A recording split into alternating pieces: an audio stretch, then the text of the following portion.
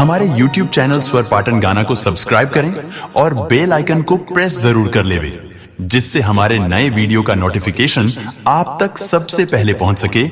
और multi track digital recording के लिए संपर्क करें स्वर पाटन स्टूडियो 6261339301। हमारा पता है धान मंडी गेट के सामने, खर्रा पाटन, जिला दुर्ग, छत्तीसगढ़।